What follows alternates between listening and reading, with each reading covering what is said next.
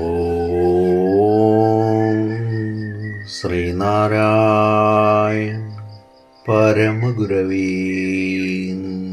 നമഃ. സുപ്രഭാതം. 1830 ദിവസമായ ഇന്ന് 2026 മെയ് മാസം 19 ചൊവ്വാഴ്ച, 1201 ആണ്ട് ഇടവമാസം 5 ഗുരുവചനങ്ങളിലൂടെ. മതമെന്ന വാക്കിൻ്റെ നാനാർത്ഥമാണ് ഭ്രമത്തെ ഉണ്ടാക്കുന്നത്. എല്ലാ മതങ്ങളുടെയും ഉദ്ദേശ്യം ഒന്നു തന്നെ.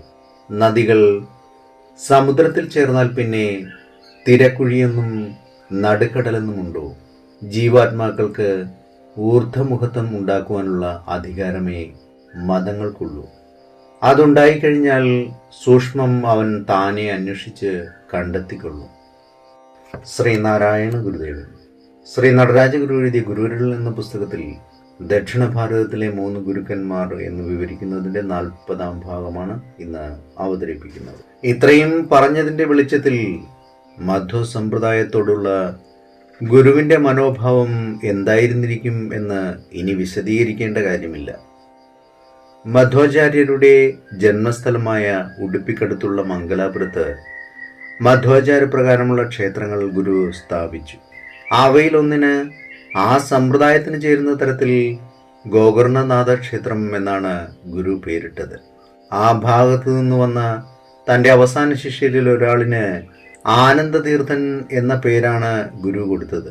മധ്വാചാര്യർ സന്യാസദീക്ഷ സ്വീകരിച്ചതിന് ശേഷം അറിയപ്പെട്ടിരുന്നതും ആനന്ദതീർത്ഥൻ എന്നാണ്.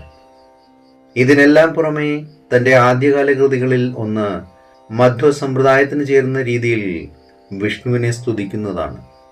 ശ്രീ വാസുദേവനായും സരസീരുഹ പാഞ്ചജന്യ കൗമോദകി ഭയനിവാരണ ചക്രപാണിയായും ഭൂപതിയായും സ്വഭക്തജന വത്സലനായും ആണ് വിഷ്ണുവിനെ അതിൽ വാഴ്ത്തിയിരിക്കുന്നത്. ഈ വിശേഷങ്ങളെല്ലാം മധ്വ സമ്പ്രദായത്തെ അനുസ്മരിക്കുന്നവയാണ്. ഏവർക്കും നന്മ നിറഞ്ഞൊരു സുദിനമായിരിക്കട്ടെ എന്ന് ആശംസിച്ചുകൊണ്ട് നിർത്തുന്നു. നന്ദി, നമസ്കാരം. ഗുരുധർമ്മം ജയിക്കട്ടെ. ശബ്ദം നൽകിയത് സുജീഷ് മഹേശ്വരി.